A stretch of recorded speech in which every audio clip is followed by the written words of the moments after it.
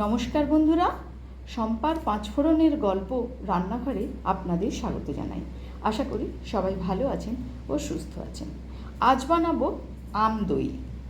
আম দই বানাবার জন্য আমি এখানে নিয়েছি নর্মাল 1/2 লিটার দুধ, আর নিয়েছি 2টো হিমসাগর আম, নিয়েছি দই বসাবার জন্য টক দইয়ের একটু সাজা, আর নিয়েছি বাতাসা।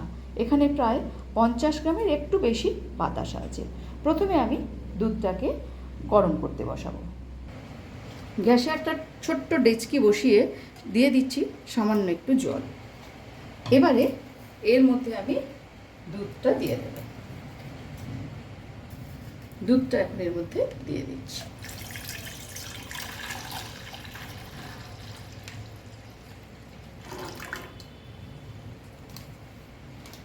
বেশ কিছুক্ষণ ধরে নাড়াচাড়া করে কিন্তু দুধটাকে একদম গাঢ় করে নিতে হবে। যতক্ষণে দুধটা গাঢ় হচ্ছে ততক্ষণে আমি আমটা ছাড়িয়ে আমের পাল্পটা বার করে নেব। দুধটা গরম হয়েছে, আমি এখান থেকে সামান্য একটু পরিমাণ দুধ উঠিয়ে রাখব।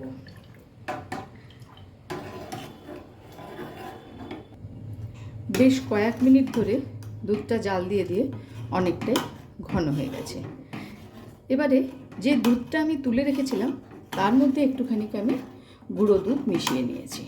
এবারে সেই দুধটা এর মধ্যে ঢেলে দেব।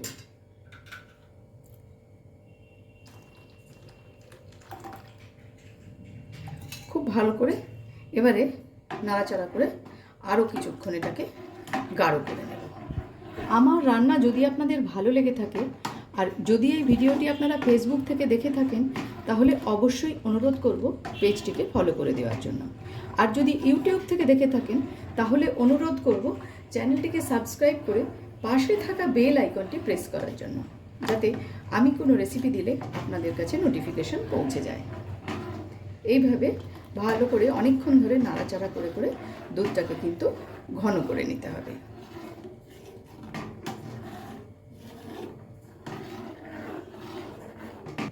বেশ কিছুক্ষণ ধরে দুধটাকে একদম কম আঁচে জাল দিয়ে দিয়ে ঘন করে নিয়েছি।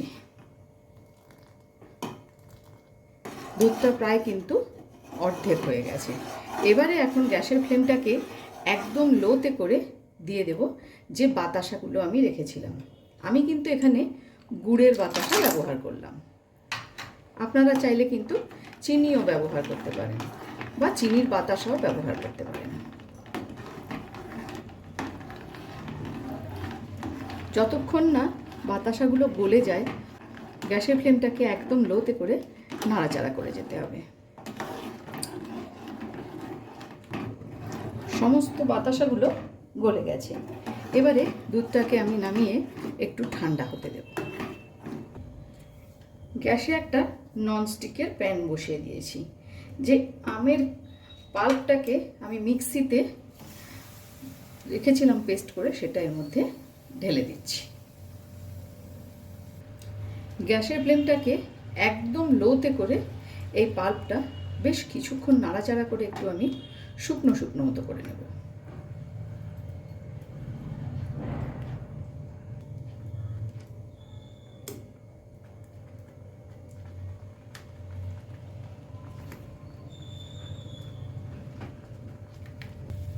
বেশ কয়েক মিনিট নাড়াচাড়া করে কিন্তু পাল্পটাকে একটুখানি আমি শুকনো করে নিয়েছি।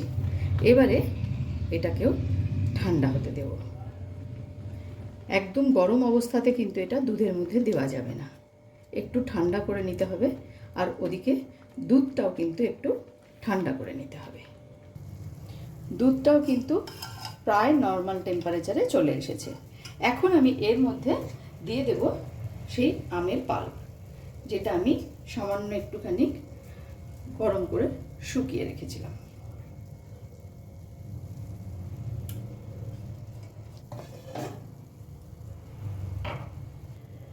এবারে খুব ভালো করে কিন্তু এটা মিশিয়ে নিতে হবে।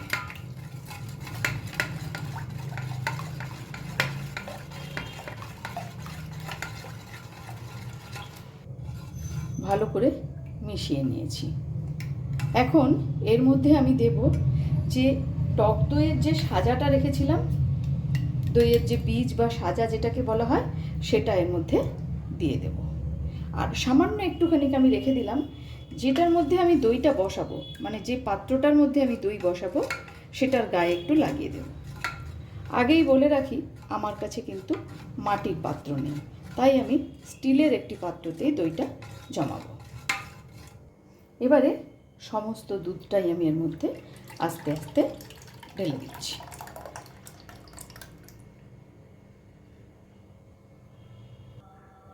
এবারে এটাকে আমি ঢেকে রেখে দেব প্রায় 7 থেকে 8 ঘন্টা।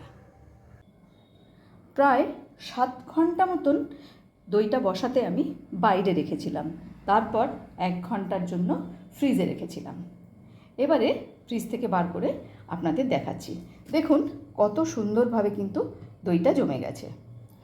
খুব সহজেই কিন্তু বাড়িতে এইভাবে তৈরি করে নেওয়া যায় আম দই। ভিডিওটি আপনাদের কেমন লাগলো অবশ্যই কমেন্টস করে জানাবেন। আজ তাহলে এই পর্যন্তই।